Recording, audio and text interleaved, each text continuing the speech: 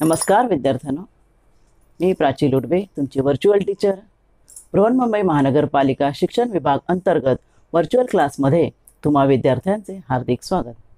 मुलांनो, कोविड-19 कालावधीत शाळा बंद असल्या तरी तुमचे शिक्षण चालू राहावे यासाठी बृहन्मुंबई महानगरपालिकेने तुम्हाला घरी बसून दर्जेदार शिक्षण मिळावे या हेतूने एज्युकेशन फॉर ऑल इनिशिएटिव्ह अंतर्गत BMC एज्युकेशन हे चॅनेल सुरू केले आहे. मुलांनो, तुम्हाला ह्या चॅनेलचा नक्कीच लाभ होईल. मुलांनो, तुम्ही मला विज्ञान व गणित शिकवताना पाहिलं असेल, पण आज मी तुम्हाला हिंदी हा विषय शिकवणार आहे. आपण इयत्ता 5वी हिंदी सुलभ भारतीमधील एक नवीन पाठ पाहणार आहोत. चला तर पाठाला सुरुवात करूया. नमस्ते बच्चों, मैं प्राची लुडवे आपकी वर्चुअल टीचर आपको कक्षा 5वीं में हिंदी सुलभ भारती में आज मैं एक नया पाठ पढ़ाने जाने वाली हूँ. वो पाठ का नाम है पहली इकाई का छठा पाठ पेटूराम. पाठ का नाम क्या है? पेटूराम. पेटूराम किसे कहते हैं पता है आपको? बड़े पेट वाला जो रहता है उसे पेटूराम कहते हैं. और इस पाठ के लेखक है डॉक्टर त्रिलोकीनाथ ब्रजवाल. और यह एक विनोदी पाठ है. बच्चों, हम मनुष्य की कुछ मूलभूत आवश्यकताएं हैं, जैसे अन्न, जल यानी पानी, वायु, हवा हमें चाहिए. आप 5वीं के बच्चे हैं, आपको मालूम होगा कि हवा हम लोग सांस लेने की हवा से ऑक्सीजन लेते हैं और कार्बन डाइऑक्साइड हम छोड़ते हैं हवा में. हमें अन्न लगता है, भोजन लगता है, पानी लगता है. इन तीन चीज़ों के बिना हम जी नहीं सकते, है ना. हम क्या है, कोई जानवर जो प्राणी जो रहते हैं वो भी, तब भी हम कभी कभी व्रत रखते हैं. व्रत यानी उपवास. ये व्रत रखना हर धर्म में महत्वपूर्ण है और हर एक धर्म में इसका अस्तित्व होता है. ऐसा माना जाता है कि अगर व्रत किया तो देवी देवताएं प्रसन्न होती है. इसलिए कई लोग कई बार व्रत रखते हैं, उपवास रखते हैं. और ऐसे उपवास में कुछ खाना वगैरह नहीं खाते. कई लोग तो ये व्रत में पानी भी नहीं पीते हैं, है ना. लेकिन कई लोग जो बीमारियों की वजह से पूरा भूखा नहीं रह सकते ना, तो क्या करते हैं, लोग फलाहार लेते हैं. देखो, इस महिला के हाथ में फल की टोकरी है. फलाहार यानी फल का आहार. भोजन नहीं करते, उसके बजाय फल का आहार लेते हैं, दूध पीते हैं, ताकि हम जो उपवास भी, व्रत भी रखें और हमारा पेट भी खाली न रहे. और भी क्या है ना, साइंस के जरिए से अगर हम लोग सोचें तो व्रत रखने के कारण अपने जो पाचन संस्था रहती है, पाचन तंत्र के जो इंद्रिय है, उन्हें भी एक आध दिन आराम मिलता है. हर दिन हम लोग भोजन खाते हैं तो अपना पाचन तंत्र का काम चलता ही रहता है. दोपहर में खाना खाया, उसका पाचन होता है शाम तक. फिर रात को खाना खाया, उसका पाचन होता है सुबह तक. तो जिस दिन हम लोग व्रत रखते हैं उस दिन पाचन तंत्र में जो इंद्रिय है अपने, उन्हें भी आराम मिलता है. लेकिन इस पाठ में व्यंग्य किया है, उपहासात्मक. उपहास बोलते हैं, उपहास यानी ताने मारना. उपहासात्मक कथा है. डॉक्टर त्रिलोकीनाथ ब्रजवाल यानी ऐसे बहुत सारे उपहासात्मक कथाएं, कविताएं लिखी है. उपहास यानी ताने मारना, यानी यदि कोई चीज़ ऐसा नहीं करना है बोले तो हम लोग उसे जानबूझकर करते हैं.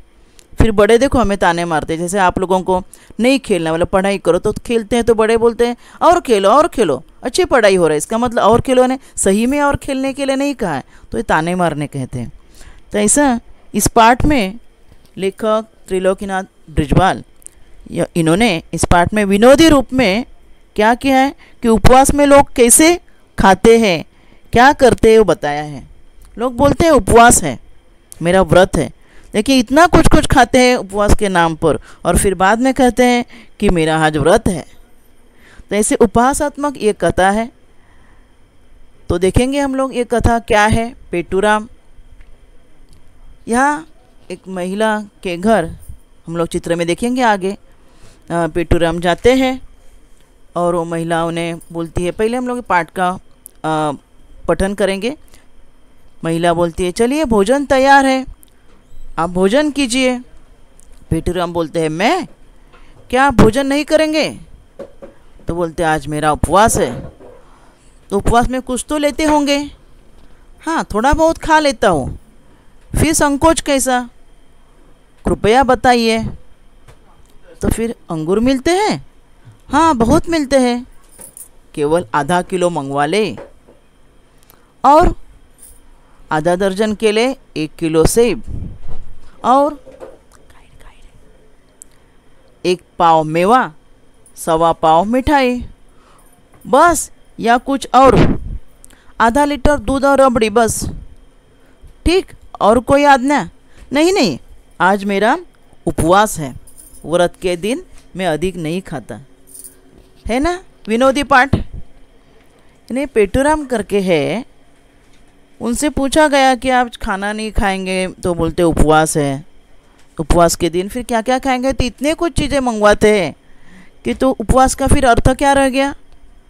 देखिए कि हम चित्र के रूप में फिर से ये पाठ देखो। ये फैमिली है, इस कुटुंब में एक इंसान बैठे हैं, पेपर पढ़ रहे हैं। उनकी धर्मपत्नी है, ये क्या कर रही है? गमलों में पेड़ों को पानी डाल रही है। और उतने में उनके घर में पेटूराम आते हैं मेहमान बनकर। पेटूराम आते हैं और पेटूराम का ये जो महिला है इस घर की स्वागत करते हैं पेटूराम का। और वो महिला कहती है चलिए भोजन तैयार है। देखो इस महिला के हाथ में भोजन की थाली दिख रही है ना आपको?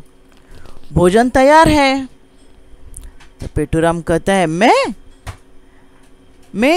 यानी मैं खाना खाऊं? ऐसे उसे कहना है। तो महिला कहती है क्या आप भोजन नहीं करेंगे?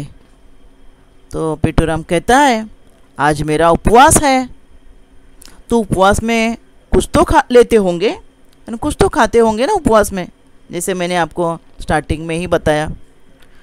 हाँ, थोड़ा बहुत खा लेता हूँ, पेटूराम कहता है। महिला कहती है फिर संकोच कैसा? संकोच यानी क्या? हिचक, आगा पीछा कैसा? हिचक ना क्यों? आप बताइए ना, कृपया बताइए। कृपया ने कृपा करके बताइए। तो पेटूराम पूछता है फिर अंगूर मिलेंगे? अंगूर मिलते हैं। देखो यहाँ बच्चों हम लोग कुछ नई बातें भी सीख रहे हैं। ये चिन्ह जो है, इस चिन्ह को प्रश्नवाचक चिन्ह कहते हैं। ये पूर्ण विराम वाला चिन्ह है। ऐसे कोई चिन्हों की भी जानकारी हमें इस पाठ में होने वाली है, हम लोग बाद में देखेंगे। तो महिला बोलती है अंगूर मिलते हैं? पूछने के बाद हाँ बहुत मिलते हैं। तो फिर पेटूराम क्या करते हैं? देखो अंगूर मिलते हैं तो क्या करो, केवल आधा किलो मंगवा ले। तो फिर महिला आधा किलो अंगूर मंगवाती है। अभी यहाँ एक हम लोग नई बात सीखे, पाठ के साथ में नई बात क्या है वो भी हम देख लेंगे। आधा किलो हम लोग देखो, हम लोग फल वाले के पास जाते हैं तो फल मंगवाते हैं। तो आधा किलो यानी क्या? इसके ऊपर लिखा है देखो 500 ग्राम। 1 किलो रहता है 1000 ग्राम। ये माप है धातु से बना हुआ, वजन करने का। एक नई बात है कि नापने की हम लोग जो प्रमाण होता है वो हम लोग यहाँ सीख रहे हैं। तो आधा किलो यानी 500 ग्राम। आधा किलो यानी क्या?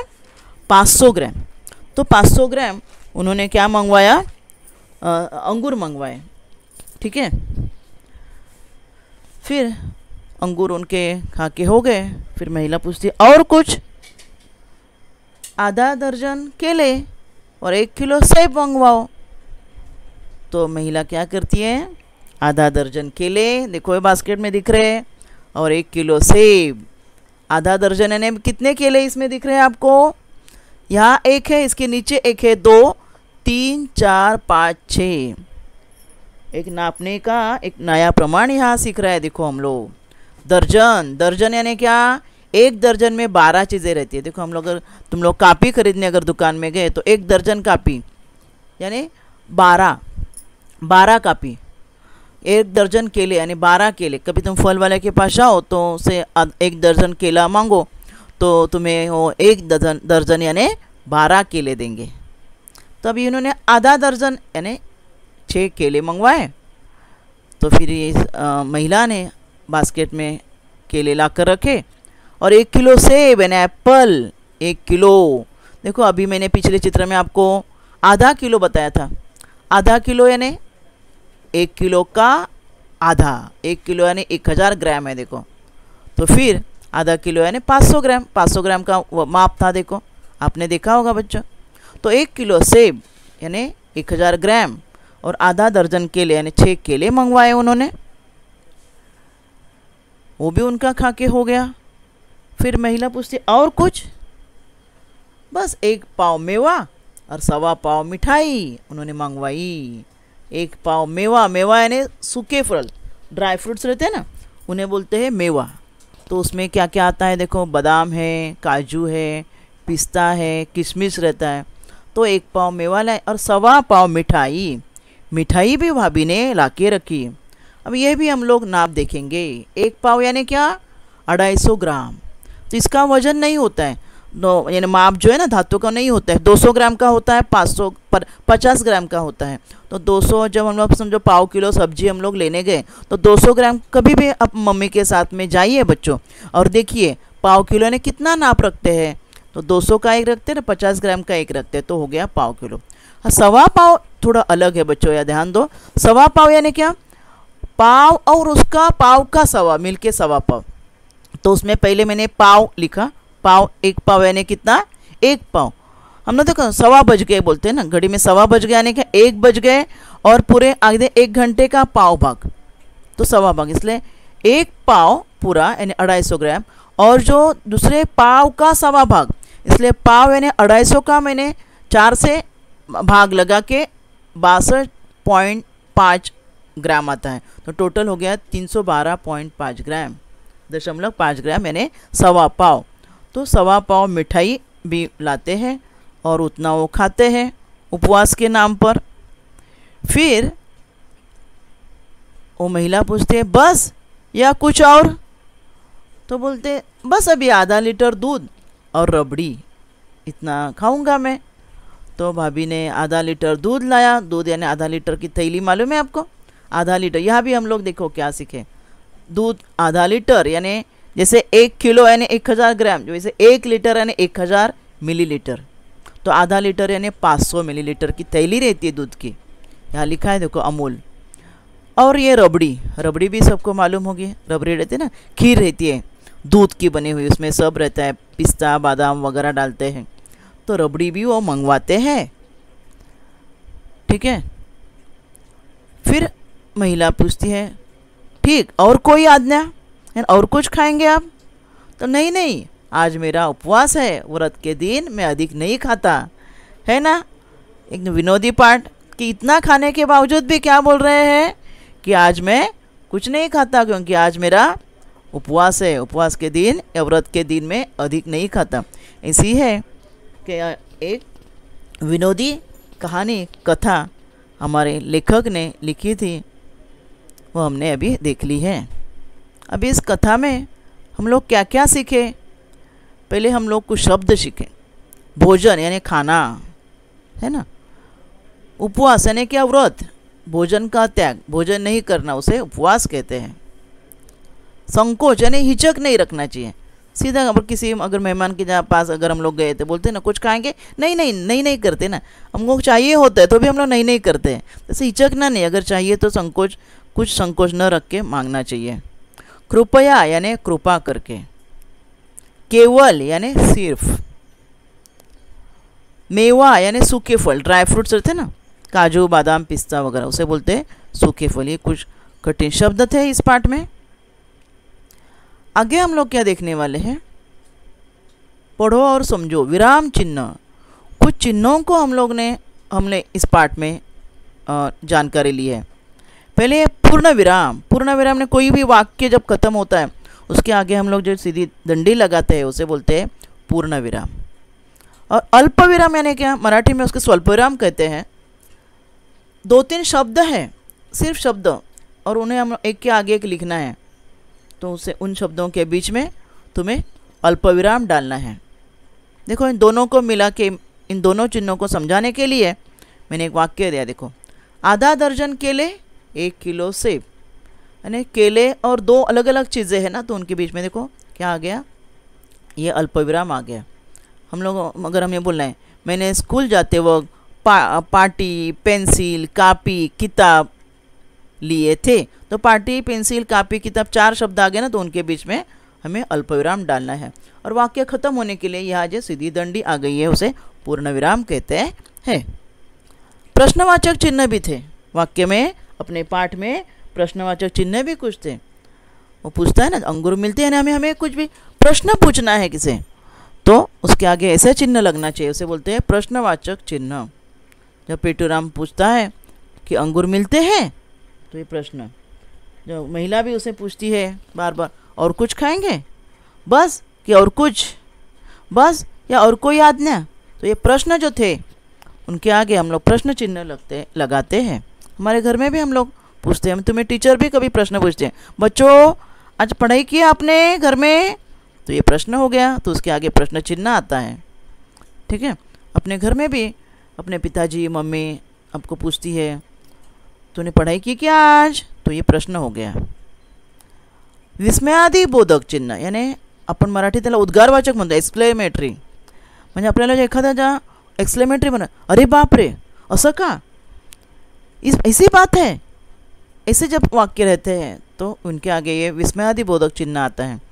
जब उसे महिला कहती है कि आज खाना तैयार है, खाना खाएंगे, तो मैं खाना खाऊं क्योंकि मेरा व्रत है, तो उसके आगे जो चिन्ह जो आया था उसे विस्मयादी बोधक चिन्ह कहते हैं। आगे अर्धविराम, अर्धविराम कहाँ आता है, जैसे शब्दों के बहुत शब्द 2-3 चीज़ें हैं और उनको मैंने एक वाक्य में मुझे लिखना है, तो स्वल्पविराम आता है या अल्पविराम आता है। अर्धविराम मैंने 2 वाक्यों के बीच, मैंने वाक्य पूरा नहीं हुआ है, एक ही वाक्य में 2 वाक्य है, तो उस 2 वाक्यों के बीच में क्या आता है, अर्धविराम। देखो नहीं ये एक वाक्य हो गया, एक उसी के आगे वो कंटिन्यू करते हैं, आज मेरा उपवास है, उसी के आगे उनका दूसरा वाक्य जारी रहता है, तो ये 2 आधे वाक्यों के बीच में जो आ गए वो अर्धविराम। और पूरा वाक्य होने के बाद ये दंडी लगाते हैं हम लोग खड़ी वाली, नहीं आज मेरा उपवास है। तो ये चिन्हों की जानकारी हमने ली। अभी हम लोग कुछ प्रश्न देखेंगे। कोष्टक में से उचित पर्याय चुनकर रिक्त स्थानों की पूर्ति करो। रिक्त स्थान आपको दिए हुए हैं और 2-2 शब्द दिए हैं, कौन सा शब्द आएगा यह आपको बताना है। पेटूराम खाने पीने में डैश नहीं करते, क्या नहीं करते पेटूराम, खाने पीने में क्या शब्द आएगा इसमें से, सोचो बच्चों। पेटूराम खाने पीने में क्या नहीं करते, संकोच नहीं करते, झिझक नहीं करते, उन्होंने बिना झिझक के बता दिया ना ये चाहिए वो चाहिए, तो संकोच नहीं करते। पेटूराम 1 पाव डैश खाएंगे, क्या उन्होंने 1 पाव क्या मंगवाया, आखिर में देखो, आखिर में दूध मंगवाया था, उसके पहले 1 पाव मेवा है ना, और 1.25 पाव मिठाई, रबड़ी तो आखिर में थी दूध के साथ में, तो यहाँ क्या आएगा, 1 पाव मेवा खाएंगे। पेटूराम 1 डैश सेब खाएंगे, कितना सेब खाएंगे, कितना सेब उन्होंने मंगवाया, 1 किलो कि पाव किलो, 1 किलो। पेटूराम 1 किलो सेब खाएंगे। पेटूराम आधा लीटर डैश पिएंगे, क्या आधा लीटर पिया उन्होंने, पेटूराम ने आधा लीटर जूस नहीं दूध मंगवाया था, दूध पिएंगे। पेटूराम उपवास में डैश खाते, कुछ खाते कि अधिक खाते, पेटूराम उपवास में, उपवास के दिन डैश, एक यहाँ शब्द रह गया बच्चों गलती से, पेटूराम उपवास में डैश नहीं खाते आना चाहिए, इधर नहीं आना चाहिए। 1 मिनट में यह शब्द लिख रही हूँ।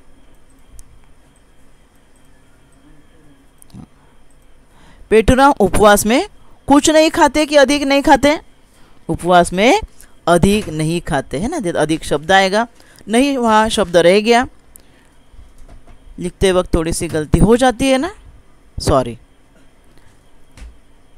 तो आगे अभी प्रश्न देखे गए। निम्नलिखित प्रश्नों के उत्तर एक वाक्य में आपको लिखने हैं। पेटूराम ने कितने अंगूर मंगवाए, पेटूराम ने आधा किलो है ना, आधा किलो अंगूर मंगवाए, 1 किलो सेब मंगवाए थे। दूसरा प्रश्न, पेटूराम ने दूध के साथ और क्या मंगवाया, दूध के साथ क्या मंगवाया था, याद करो बच्चों, दूध के साथ उन्होंने, पेटूराम ने रबड़ी मंगवाई थी, सही है ना। तीसरा, पेटूराम ने कौन कौन से फल मंगवाए? 2-3 फल मंगवाए थे, याद करो। कौन से फल मंगवाए? पेटूराम ने अंगूर, केले और सेब मंगवाए, है ना। चौथा प्रश्न, पेटूराम ने कितने केले मंगवाए? केले कितने मंगवाए थे? देखो, दर्जन में मंगवाए थे। कितने दर्जन? आधा दर्जन। आधा दर्जन उन्होंने केले मंगवाए थे। नीचे दी गई वस्तुएं किस माप से तौली जाती है? अभी हम लोग ने इस पाठ में नापने के, चीज़ें नापने के भी कुछ प्रमाण सीखे, है ना। जैसे हम लोगों ने नई बातें क्या क्या सीखे पाठ में? हम लोगों ने चिन्ह सीखे, विराम चिन्ह, और नापने के कुछ प्रमाण सीखे, वस्तु नापने के। तो यहाँ पे मैंने चीज़ें दी है, उनको कैसे नापते हैं वो आपको मुझे बताना है। अंगूर कैसे नापते हैं? 1 किलो, आधा किलो। अभी उन्होंने आधा किलो मंगवाए थे तो किलो में नापते हैं, है ना। नंबर 2, दूध कैसे मंगवाते हैं? दूध कैसे नापते हैं?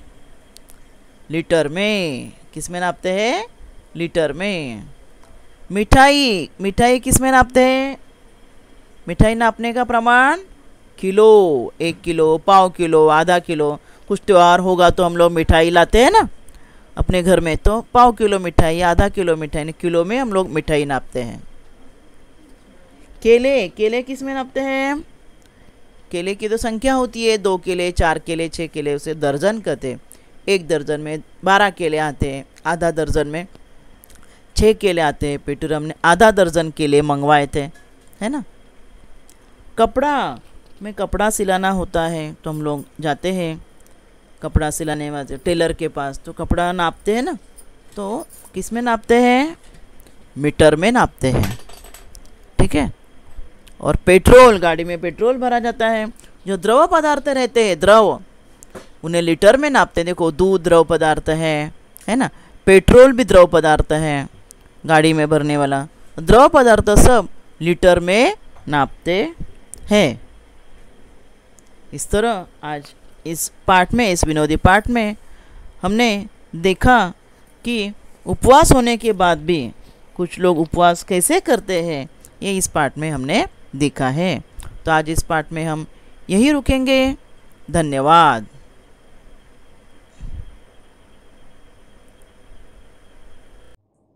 आज आपण या भागात इथेच थांबूया। माझा व्हिडिओ आवडला असेल तर लाईक करा, शेअर करा आणि BMC एज्युकेशन चॅनेलला सबस्क्राईब करा। तसेच बेल आयकॉन प्रेस करा की ज्यामुळे तुम्हाला नवीन नवीन व्हिडिओचे नोटिफिकेशन्स मिळतील। धन्यवाद।